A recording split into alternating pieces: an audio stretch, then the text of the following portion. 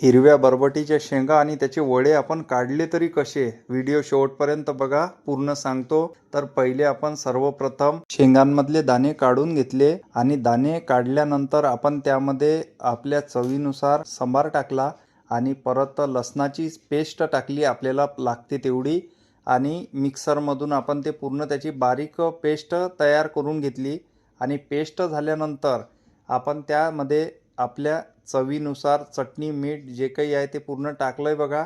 मग कढई ठेवली बघा, तेल गरम केलं आणि केली बघा वडे काढायला सुरुवात आणि आपल्या तेलात वडे तळणं चालू झाले बघा. आणि आपल्या शेंगा हिरव्या असल्या कारणानं आपल्याला थोडं जास्त प्रमाणात तिथे ते होऊ द्यावं लागते, म्हणजे जेणेकरून जास्त नरम वडा राहणार नाही, आपला थोडा कडक राहील.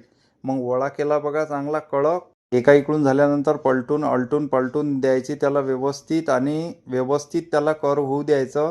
नाही तर जास्तही कर होऊ द्यायचे नाही, नाही तर खायच्या कामी पडणार नाही. लालच होऊ देसान एकदम करपले आणि मग म्हणसान की तुम्ही तर सांगितलंच नाही एवढे कर होऊ दिले आमचे वडे भाव.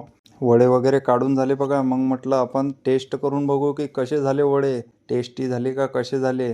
आणि वडे तर एक नंबर झाले आणि तुम्ही पण करा आणि करून मला कमेंटमध्ये सांगा कसे झाले तुमच्या इथले. आमच्या इथले तर एक नंबर झाले. आणि व्हिडिओ आवडला असेल तर लाईक करा, शेअर करा. भेटू पुढच्या व्हिडिओमध्ये.